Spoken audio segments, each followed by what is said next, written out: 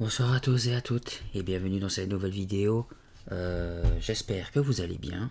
Ce soir, nous allons terminer Baignade interdite et techniquement, je me répète mais c'est pour être sûr que tout le monde pige.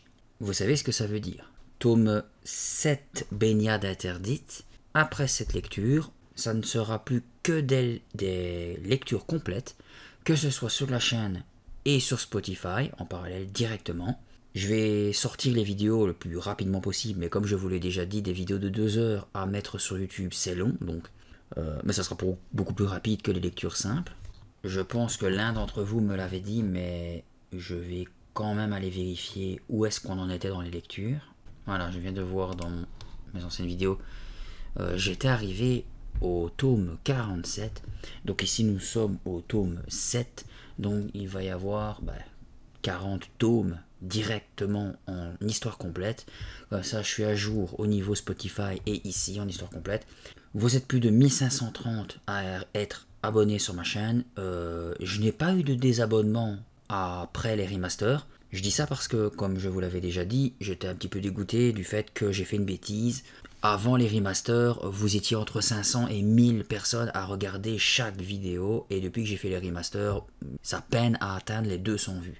Mais je n'ai pas pour autant eu des désistements, enfin des désistements, des abonnements, voilà. Mais au contraire, j'en ai eu en plus, donc je me dis que, espérons, je croise les doigts, qu'arriver au quand on va revenir au 48e tome, le tout nouveau, qu'on va découvrir ensemble, en tout cas moi je les ai jamais lus, donc je vais les découvrir pour vous en tout cas, j'espère avoir une petite surprise, que autant avant que la première fois que j'ai fait les remasters, il y a eu une baisse de vue, j'espère que quand on va arriver au tome 48, et vous inquiétez pas, pas dans 6 mois cette fois-ci, comme je vous le dis, je le répète encore, je vais balancer à la fin de cette histoire tous les lectures complètes jusqu'au tome 47, au 48, ça va être tout nouveau, j'espère qu'au tome 48, alléluia, je vais être surpris, agréablement surpris d'ailleurs, de me dire, en fait, les abonnés me sont restés quand même fidèles, ils attendaient en fait le tout nouveau livre.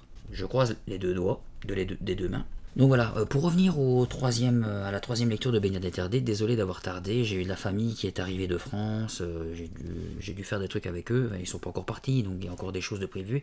Déjà ce soir, j'avais prévu des choses avec la famille, avec des amis en tout cas, et j'ai dit, hop, je peux pas, ça fait déjà 5 jours que j'ai rien sorti, donc je vais lire le dernier tome de Baignade, la dernière partie de Baignade interdite.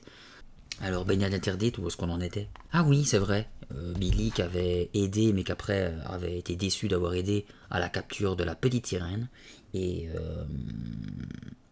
qui en veut un peu à son oncle, Dr G, de ne pas la libérer, mais en même temps, mon scientifique oblige, première fois que tu vois une sirène, tu ne vas pas la relâcher. Il veut l'étudier, tout ça.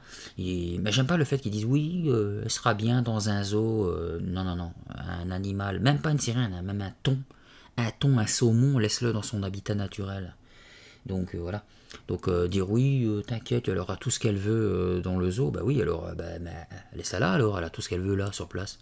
Mais bon, on s'était laissé sur le fait que Billy allait monter en douce pour dire d'aller libérer la sirène. Le mec il s'est fait capter, il s'est fait choper, donc il était dans son lit, il avait du mal à dormir et il a entendu des bruits à l'étage, il a entendu un bateau arriver et il pense que des gens vont enlever la sirène pour lui faire du mal. Voilà, j'ai retrouvé le chapitre. Donc comme d'habitude, installez-vous confortablement. On se retrouve à la fin de la lecture. Je vous souhaite une bonne écoute. Je montai sur le pont au triple galop. Sarah, qui m'avait entendu, me suivit en courant. Je trébuchai sur un câble de remorquage et m'agrippais au bastingage pour retrouver mon équilibre. Puis, je fonçai droit sur le caisson. La sirène était blottie au fond de l'eau, les bras repliés dans un geste de protection. 4 hommes s'affairaient autour de l'aquarium. Tous étaient vêtus de noir. Des masques cachaient leurs visages. L'un d'eux tenait une petite matraque à la main. Un corps était étendu sous le pont, à plat ventre. « Docteur G !» Sarah poussa un cri en se précipitant vers notre oncle. Elle s'agenouilla à côté de lui. « Ils l'ont frappé sous la tête !» hurla-t-elle. « Il est évanoui !» J'avais la gorge nouée, mais j'eus le courage de leur demander « Qui êtes-vous? Qu'est-ce que vous faites sur notre bateau ?» Les 4 hommes ne prirent même pas la peine de me répondre. 2 d'entre eux déroulèrent un lourd filet en corde avant d'ouvrir le caisson. Ensuite, ils le firent glisser dans l'eau et capturèrent la sirène. « Arrêtez, n'y touchez pas !» criai-je. « Ferme-la !» grommela celui qui tenait la matraque en la brandissant d'un geste menaçant. Totalement impuissant, je le regardais resserrer le filet autour de la sirène. Ils allaient la kidnapper. La sirène poussait des gémissements de terreur et se débattait frénétiquement pour tenter d'échapper au lourd filet. « Arrêtez, laissez-la tranquille !» L'un des hommes ricana, les autres continuaient de m'ignorer. Sarah, penchée sur Dr G, tentait désespérément de le ranimer. Je courus à l'écoutille et braillai dans le conduit qui débouchait dans les cabines. « Alexander, Alexander, au secours !» C'était un solide gaillard. Peut-être réussirait-il à mettre ses bandits en fuite. Je revins ventre à terre près du bassin de la sirène. Cette fois, elle était complètement ligotée dans le filet. Les 4 hommes unissaient leurs efforts pour la tirer hors du caisson. Elle criait et résistait de toutes ses forces. Une note unique, aiguë, a percé le tympan. « Il n'y a pas moyen de la faire taire » grogna l'un des hommes, très énervé. « Attends qu'elle soit à notre bord » répliqua l'homme à la matraque, d'un ton sinistre. Je me mis moi aussi à hurler. « Arrêtez, vous n'avez pas le droit !» Sans réfléchir, je me jetai sur les 4 malfaiteurs. Je voulais à tout prix les empêcher d'enlever la sirène. L'un d'eux me repoussa sans effort d'une seule main. « Reste tranquille, sinon tu vas le regretter, » me dit-il. Mais j'étais hors de moi. « Laissez-la partir, relâchez-la. »« Oublie ta sirène, » me conseilla l'inconnu, « tu ne la reverras jamais. » Je m'accrochais au bastingage. J'avais l'impression que mon cœur allait exploser tellement il battait fort. J'avais du mal à respirer. Je n'allais pas laisser ces tristes individus s'emparer d'elle sans même me battre. Hier, elle m'avait sauvé la vie. C'était à mon tour de sauver la sienne. Mais comment? Ils avaient réussi à sortir la sirène du caisson. 3 hommes tenaient le filet bien serré. Elle criait et se débattait comme une forcenée inondant le pont d'eau salée. Jouant le tout pour le tout, je décidai de me jeter de nouveau sur eux et de les faire tomber. Ensuite, je pousserais la sirène par-dessus bord, et une fois dans la mer, elle serait sauvée. Je baissai la tête comme un joueur de rugby, et respirant profondément, je fonçai droit sur les bandits. « Billy, ne fais pas ça !» hurla Sarah. Trop tard. Je me précipitai vers l'un de ceux qui tenaient le filet et lui donnai un grand coup de tête dans l'estomac. À mon grand étonnement, le type ne s'écroula pas. Il m'attrapa de sa main libre, me souleva sans effort et me balança tout droit dans le caisson aquarium. Je coulai au fond du réservoir, puis remontai à la surface où je repris mon souffle. À travers la vitre, je pus voir les hommes masqués charger la sirène sur leur bateau. Ils allaient s'enfuir avec elle. J'essayai de sortir du caisson, mais les parois étaient trop hautes. Je glissai le long du verre mouillé, incapable d'atteindre le rebord. À présent, c'était sûr, une seule personne était susceptible d'arrêter les bandits masqués. Alexander. Mais où était-il, celui-là? N'avait-il rien entendu? Je hurlai de toutes mes forces. « Alexander !» Les épais parois de verre étouffèrent en partie ma voix. Enfin, Alexander apparut sur le pont. Je vis sa tête blonde et son grand corps musclé se diriger vers moi. Ce n'était pas trop tôt. Je battais des pieds pour me maintenir à la surface et je criais. « Alexander, empêche-les de faire ça !» Le moteur du bateau des ravisseurs se mit en route. L'un après l'autre, les hommes masqués descendirent l'échelle de coupée de la Cassandra. Un seul restait à bord. Je vis alors Alexander se précipiter vers lui et l'attraper par l'épaule. Je pensais. « C'est ça! Tape-lui dessus, Alexander! Tape-lui dessus !» Je n'avais encore jamais vu Alexander se battre, mais je savais qu'il en avait les moyens. Pourtant, à ma grande surprise, Alexander ne frappa pas l'homme masqué. Il se contenta de lui demander à mi-voix « La sirène est bien sur votre bateau ?» L'autre fit oui de la tête. « Parfait, » répliqua Alexander. « Vous avez l'argent que vous m'avez promis ?»« Oui. »« Parfait, » répéta Alexander. « Alors tirons-nous en vitesse. » Je bus une telle tasse que je faillis m'étouffer. Alexander était complice des bandits masqués. Je n'arrivais pas à le croire. Lui qui était tellement gentil. Mais je commençais à comprendre qu'il avait tout manigancé. Qui avait pu révéler la présence de la sirène, sinon lui? Je lui criai. « Alexander, comment as-tu pu faire ça ?» Il me regarda à travers la paroi et haussa les épaules. « Écoute, Billy, dit-il, les affaires sont les affaires. Le zoo proposait 1 million de dollars pour la sirène, mais mon nouveau patron m'en donne 20. Simple question de calcul, comment aurais-je pu refuser? Conclut-il avec un sourire glacé. Tu es horrible, Alexander. J'eus envie de le frapper. J'essayai de me hisser hors du réservoir, mais je ne réussis qu'à retomber dans l'eau. Alexander suivait l'homme masqué et s'apprêtait à quitter la Cassandra. Je tapais comme un sourd contre la paroi, en vain. C'est à ce moment-là que je vis Sarah se redresser. En regardant de plus près, je constatais que Dr G commençait à remuer. Alexander n'avait rien remarqué. Il enjamba le corps de mon oncle. Il se moquait éperdument de savoir s'il était gravement blessé ou non. Je vis alors Dr G attraper Alexander par la cheville. Alexander lâcha un gros mot, trébucha et tomba lourdement. Sarah poussa un cri et courut se réfugier contre le bastingage. Mon cœur se mit à battre plus vite. Il restait encore un espoir. Les bandits ne réussiraient peut-être pas à s'en sortir. Alexander s'assit sur le pont, l'air ahuri, et massa ses coudes douloureux. « Occupez-vous d'eux » cria-t-il aux hommes masqués. 2 d'entre eux remontèrent sur le pont et maîtrisèrent Dr G. Sarah les bombardait de coups, mais c'était totalement inutile, bien sûr. Le 3e bandit arriva à son tour. Il saisit les bras de ma sœur et les tint serrés dans le dos. Depuis l'aquarium, je la conseillais en criant « Des coups de pied, Sarah, file-lui des coups de pied !» Elle essaya de m'obéir, mais l'homme la serra encore plus fort et l'immobilisa. Désespéré, je hurlai. « Laissez-les tranquilles !»« Qu'allons-nous faire d'eux ?» demanda l'un des bandits. « Décidez ce que vous voulez, mais dépêchez-vous !» intervint Alexander. « Nous devons partir au plus vite. » L'homme qui tenait Sarah me regarda en fronçant les sourcils. Je gigotais comme un beau diable pour me maintenir à la surface. « Ils risquent d'alerter la police de l'île ou les gardes-côtes, déclara-t-il. « Il va falloir les tuer. »« Flanque-les tous dans l'aquarium, suggéra l'un de ses complices. « Alexander, intervint Dr G, je sais que tu n'es pas vraiment mauvais.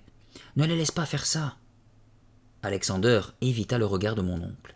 « Désolé, Dr G, grommela-t-il. Je ne peux rien pour vous. Il me tuerait si j'essayais de vous aider. » Et sans rien dire de plus, il monta dans le bateau des kidnappeurs. J'étouffais de rage. « Quel salopard, celui-là !» 2 des hommes masqués soulevèrent Dr G et le balancèrent dans le caisson. Ensuite, ce fut au tour de Sarah. C'était plus facile avec elle. Puis, les hommes remirent le couvercle grillagé en place et fermèrent soigneusement les targettes. Je les regardais, les yeux écarquillés d'horreur. Je venais de comprendre que nous ne pourrions pas sortir du caisson. Dans le réservoir, le niveau de l'eau atteignait presque 2 mètres. Nous étions obligés de remuer sans cesse pour rester à la surface. « Terminé, dit l'un des bandits. Allons-nous-en. »« Attendez, s'écria Dr G, vous n'allez quand même pas nous laisser là ?» Les 3 hommes se regardèrent. « Tout à fait exact, décida l'un. On ne va pas vous laisser là. » Et tous les 3 s'avancèrent vers nous. « Ils ne sont pas aussi monstrueux et cruels qu'ils en ont l'air, finalement, me dis-je. Ils vont nous sortir d'ici. » Mais que comptaient-ils faire au juste? L'un des hommes fit un signe aux 2 autres. Ils posèrent les mains sur l'une des parois de la cage de verre. « 1, 2, lança celui qui dirigeait l'opération.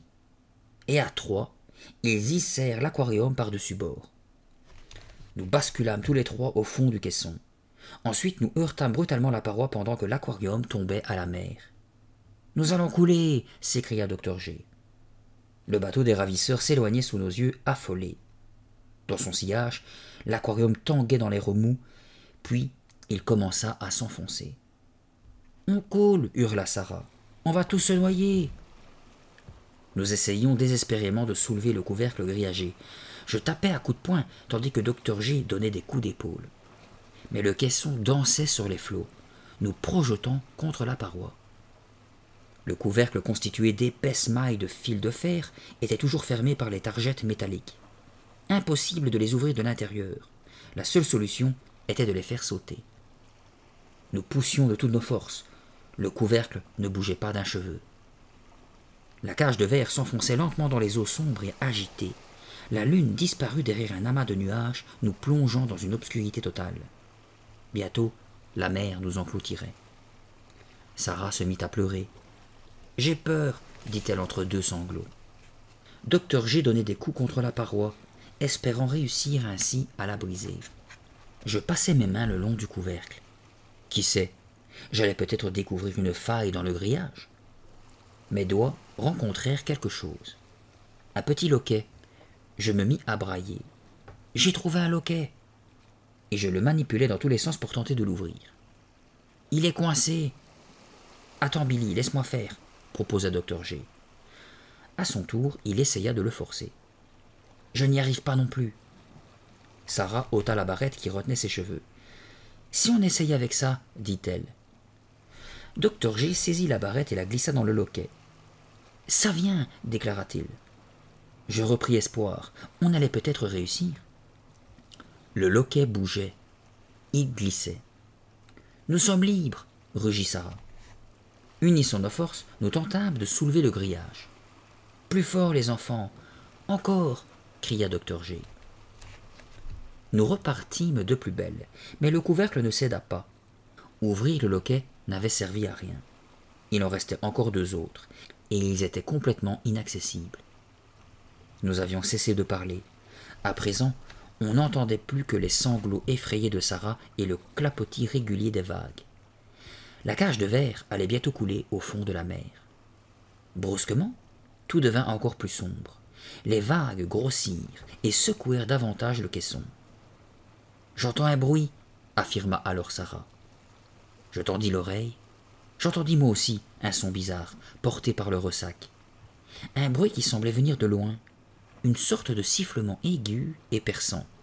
« On dirait un chant de baleine, » constata Dr G, ou plutôt tout un orchestre de baleines.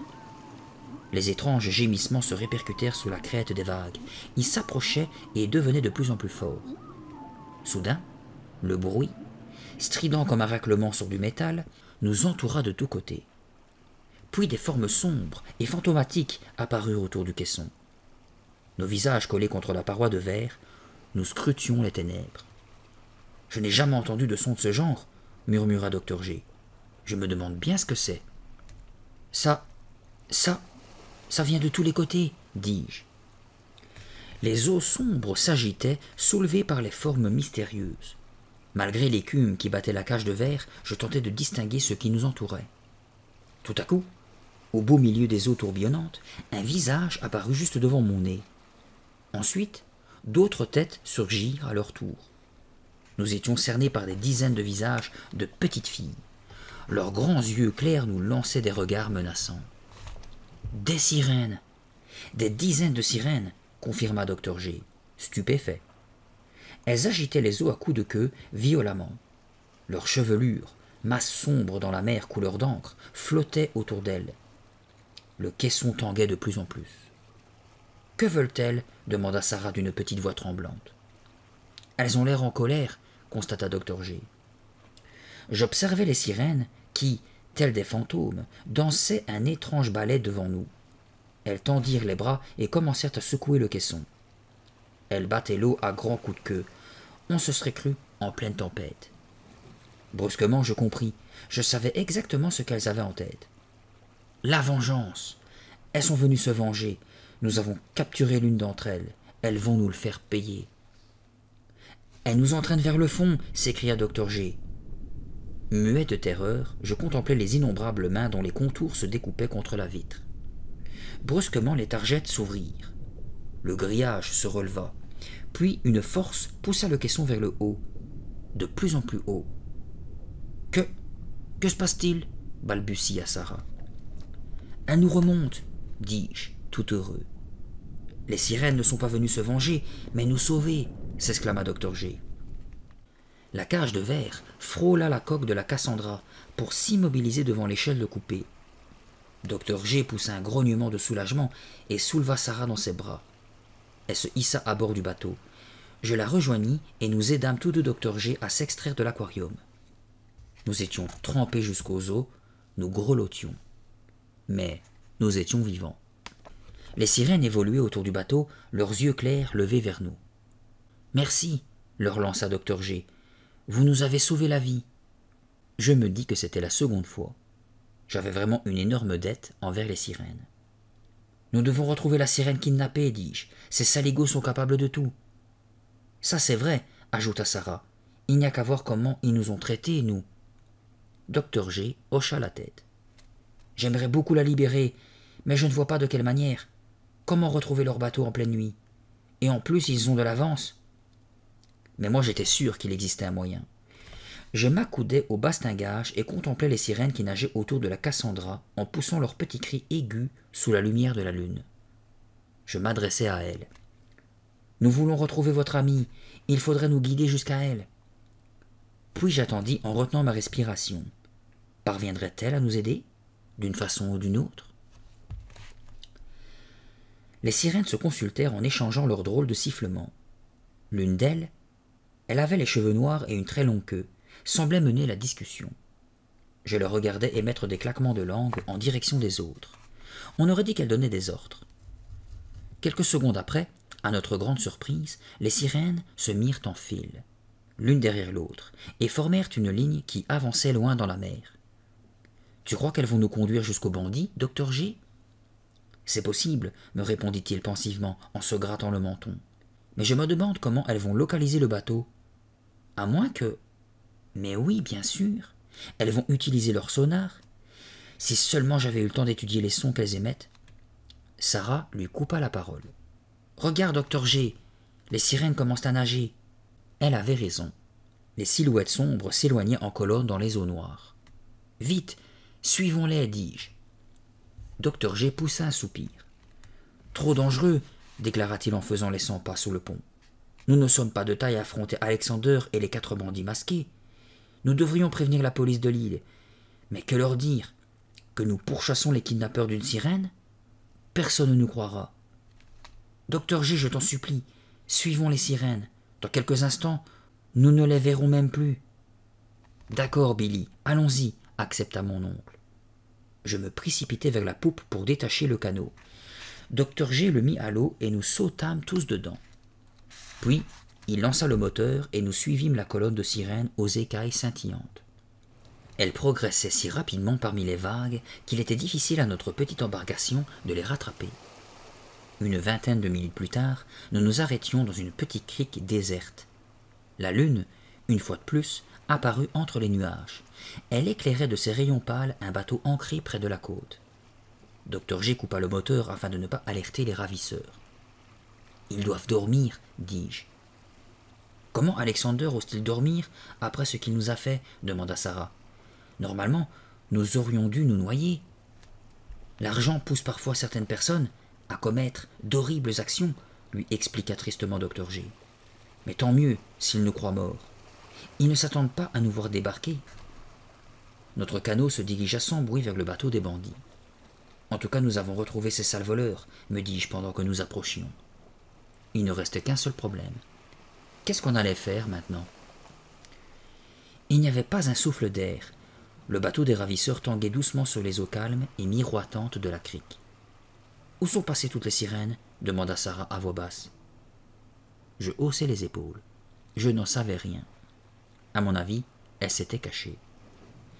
Tout à coup, je vis l'eau s'agiter le long du bateau des bandits. Lentement, silencieusement, notre canot s'en approcha. Je scrutai l'endroit où j'avais vu le remous dans l'espoir de comprendre ce qui le provoquait. Et je vis une mèche blonde scintiller sous la lune. « La sirène, elle est là !» dis-je en la montrant. Elle flottait sur l'eau, attachée à l'arrière du bateau. « Il n'avait sans doute pas de caisson, » murmura mon oncle. « Une chance pour nous. » Brusquement, d'autres silhouettes firent frémir l'eau. Les sirènes avaient fait surface et entouraient leur sœur captive. Elles dressaient les ailerons de leur queue comme des éventails géants. Je vis des mains sortir de l'eau et s'attaquer au nœud de la corde qui retenait la prisonnière. Les vagues clapotaient doucement pendant que les sirènes travaillaient. « Elles sont en train de libérer leur ami. »« Et nous, qu'allons-nous faire » demanda Sarah. « Simplement nous assurer que tout se passe bien pour elle, » lui répondit Dr. G. « Ensuite nous partirons. Les bandits ne sauront jamais que nous sommes venus. » Nous regardions les sirènes s'efforcer de dénouer la corde. Notre canot était accolé au bateau des ravisseurs. Sarah commença à s'inquiéter. « Grouillez-vous, les filles, souffla-t-elle. Le temps presse. »« Elles ont peut-être besoin d'aide, dis-je. » Dr. G dirigea lentement le canot vers les sirènes, mais soudain une lueur illumina le pont du bateau. Une allumette venait d'embraser une torche. « Qu'est-ce que vous fabriquez au juste » grogna une voix menaçante. L'homme à la torche nous dévisageait. Nous entendîmes un bruit de pas, puis des exclamations de surprise. Alexander et les 3 autres montaient sur le pont. « Comment êtes-vous arrivé jusqu'ici? Vous devriez être mort. »« Nous venons chercher la sirène, déclara Dr. G. Vous n'avez pas le droit de la garder. » L'homme déplaça la torche pour regarder mon oncle. Je me mis debout dans le canot et d'un geste, j'essayai de la faire tomber à l'eau. Raté. Je perdis l'équilibre et m'écroulai sur Sarah. « Rendez-nous la sirène, » exigea Dr. G. « Le dernier qui la trouve la garde, » répliqua l'homme. « Vous venez de faire un long trajet pour rien, parce que maintenant, votre canot va prendre feu.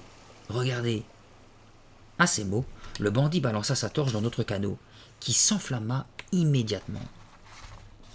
Les flammes s'élevèrent et leur couleur jaune orangée se détacha sur le ciel bleu marine. Elles gagnèrent rapidement l'avant du canot. Sarah poussa un cri terrifié tout en reculant pour se protéger. Prise de panique, elle enjamba le rebord pour sauter dans l'eau, mais Dr. G la retint. « Reste ici, sinon tu vas te noyer. » Les flammes crépitèrent et s'élevèrent de plus en plus haut. Dr. G sortit un gilet de sauvetage jaune du fond du canot et s'en servit pour tenter d'étouffer le feu. « Billy, trouve-en un autre. Sarah, prends le seau et jette de l'eau sur les flammes, vite !» Je dénichai un autre gilet et imitai mon oncle. Sarah lançait des seaux d'eau aussi rapidement qu'elle en était capable. Malgré le bruit du bois qui brûlait, j'entendis Alexander crier « Montons la sirène à bord et fichons le camp en vitesse !»« Dr. G, ils vont partir !» hurlai-je à mon tour. J'entendis alors les exclamations furieuses des bandits. « La sirène! Où est passée la sirène ?» Je me retournai pour regarder. La sirène n'était plus là. Ses amis l'avaient libérée. L'un des hommes masqués se pencha par-dessus bord et m'empoigna. « Qu'as-tu fait de la sirène ?» demanda-t-il en me secouant. « Lâchez-le » s'écria Dr. G. Je me débattis pour me dégager, mais le bandit me tenait fermement. Je vis l'un des malfaiteurs lever sa matraque en direction du crâne de mon oncle. Dr. G esquiva le coup. Le type voulut le frapper à nouveau, sans plus de succès. Sarah s'accrocha alors au bras du bandit pour m'aider à me libérer, mais le 3e homme la saisit par les poignets et la jeta au fond du canot. « Ne touchez pas aux enfants !» supplia Dr. G. « Alexander, aide-nous !» Alexander ne bougea pas d'un pouce. Planté sous le pont du bateau, les bras croisés, il se contentait de regarder placidement. Les flammes qui avaient commencé à disparaître repartirent de plus belle. Je hurlai. « Sarah, occupe-toi du feu, éteins-le !» Elle m'obéit, mais l'un des kidnappeurs lui arracha le seau des mains et le jeta à la mer. Sarah s'empara d'un gilet de sauvetage et s'en servit pour étouffer les dernières flammes. C'est alors que j'entendis un bandit crier « Saute dans leur canot et flanque-moi tout ce petit monde à la flotte !» L'un des hommes enjamba le pont pour descendre dans le canot. Mais soudain, leur bateau pencha fortement vers la gauche. On aurait dit qu'une lame de fond le soulevait et le secouait. D'abord lentement, puis de plus en plus vite et de plus en plus fort. L'homme poussa un cri de surprise et perdit l'équilibre. Je regardais les autres bandits s'accrocher au bastingage sans comprendre ce qui leur arrivait. Le bateau dansait sous les flots comme pris dans une tempête. « Les sirènes, je les vois !» Elles avaient formé un cercle autour du bateau et donné de violentes poussées, de plus en plus violentes. Les bandits avaient bien du mal à ne pas basculer par-dessus bord. « Voilà la cavalerie !» s'écria joyeusement Dr. G. Là-dessus, il mit le moteur en marche et notre canot s'éloigna. En me retournant, je vis notre petite sirène qui nageait, enfin libre, derrière les autres. « Elle est libre, elle a réussi !» hurlai-je. « J'espère que tout ira bien pour elle, murmura Sarah. Demain nous partirons à sa recherche, déclara Dr G, en mettant le cap sur la Cassandra. Nous savons où la trouver désormais. Sarah et moi, nous nous regardâmes. Oh non, après tout ce qui s'était passé, c'était impossible. Dr G avait-il vraiment l'intention de capturer la sirène pour la livrer aux zoo? Le lendemain matin, je retrouvai Sarah dans la coquerie. En l'absence d'Alexander, elle préparait elle-même le petit déjeuner. « Tu crois que la sirène est retournée dans le lagon ?» me demanda-t-elle. « Sans doute, c'est là qu'elle vit. » Elle avala une cuillerée de céréales d'un air pensif. « Dis, Sarah, si on te donnait 1 million de dollars, tu dirais comment trouver la sirène ?»« Non, répondit-elle, pas si on voulait la capturer. »« Moi non plus, et c'est bien ce que je ne comprends pas. Dr G est quelqu'un de formidable. Je n'arrive pas à croire qu'il... » Je m'interrompis car j'avais entendu un bruit. Très précisément un bruit de moteur. Sarah tendit l'oreille. Elle l'avait entendu, elle aussi. Abandonnant nos céréales, nous courûmes vers le pont. Dr J s'y trouvait déjà. Il scrutait l'horizon. Un bateau approchait. Une vedette blanche sous la proue de laquelle on pouvait lire « Zoo marin ». « Les gens du zoo, dis-je à Sarah. Ils sont revenus. Qu'allait faire notre oncle? J'étais malade d'inquiétude. Leur révélerait-il l'endroit où se trouvait la sirène? Accepterait-il le 1 million de dollars? Nous nous étions accroupis, Sarah et moi, derrière la cabine de pilotage. La vedette du zoo s'immobilisa le long de la Cassandra. Je reconnus M. Walter et Mme Wickman.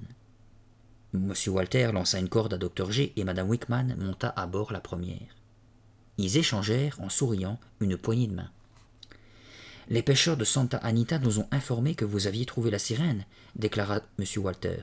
« Nous sommes venus la chercher. » Madame Wickman ouvrit alors sa serviette de cuir et en sortit une longue enveloppe.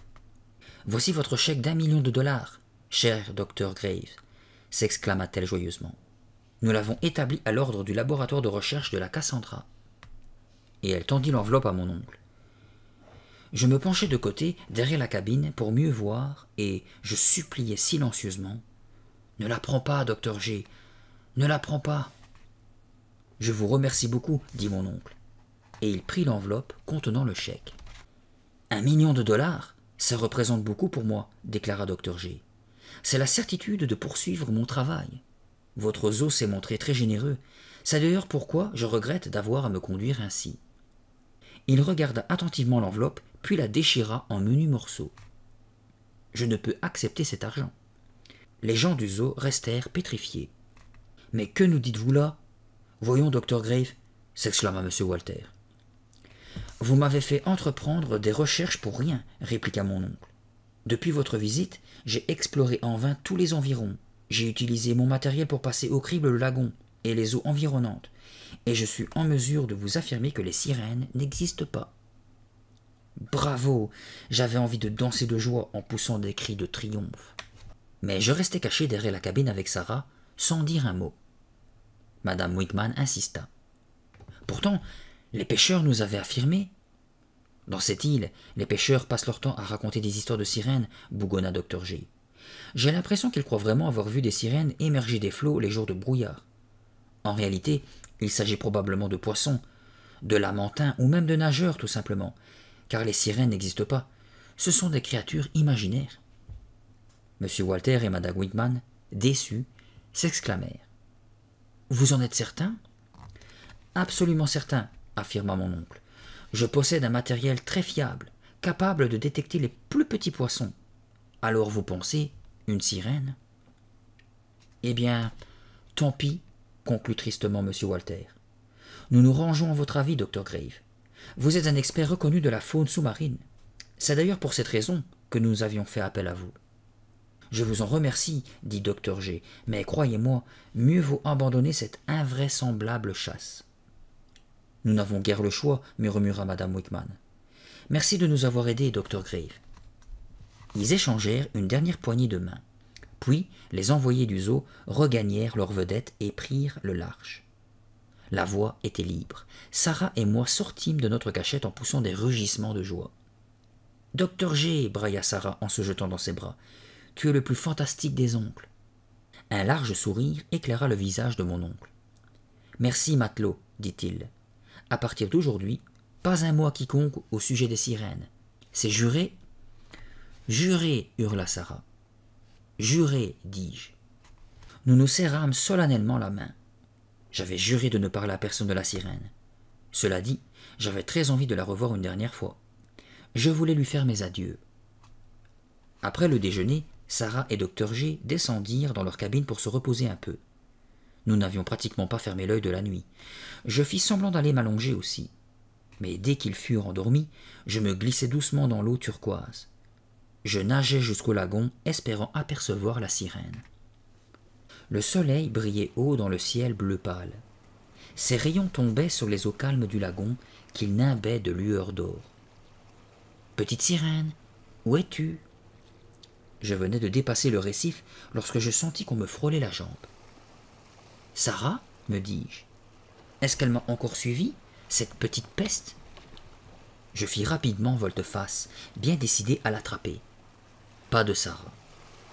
Sans doute des algues, pensai-je, et je continuai à nager. Quelques instants plus tard, nouvelle pression contre ma jambe, plus forte cette fois. Que suis-je bête? Ça doit être la sirène. Apercevant un léger remous dans l'eau, je l'appelai. « Petite sirène ?» Une tête jaillit hors de l'eau, une énorme tête, verdâtre et visqueuse, avec un œil unique, gigantesque, et une gueule remplie de dents acérées. Je hurlai. « Le monstre marin! C'est le monstre marin! » Est-ce qu'on allait me croire cette fois? Bon, voilà comment se termine Baignade interdite. Je le dis tout de go, je pense que personne ne le croira parce que je pense qu'il est mort. Alors, que dire de cette histoire? Encore une fois, je le répète, pas top. Pas nul comme certaines histoires que j'ai lues, mais pas extraordinaire non plus. C'est plus un thriller sur le kidnapping d'une sirène que vraiment un truc d'horreur à la chair de poule. Absolument, le livre ne fait absolument pas peur. Et t'as des passages sur le monstre marin, à chaque fois le gamin, c'est des rêves quoi. Sauf à la fin. Bon, je pense vraiment qu'il est mort. Hein. C'est impossible qu'il s'en échappe vu la distance du Cassandra. À moins que la sirène vienne encore l'aider, mais ça m'étonnerait. Excusez-moi, j'ai le ok. Voilà, donc, Baignade interdite, terminée. À partir du tome 8 jusqu'au tome 47, lecture complète d'affilée. Et on va se retrouver vraiment réellement, vous et moi, pour le tome 48. En attendant, pendant un long moment, je ne vous parlerai plus en direct, entre guillemets, même si je ferai mes vidéos entre-temps. Pour ceux qui sont réveillés, j'espère que cette histoire, en tout cas, vous a plu. Likez, partagez, abonnez-vous pour ne rater aucune autre vidéo et commentez, ça me fait toujours plaisir. Je vous fais des bisous, je vous dis bonne nuit. Bye bye.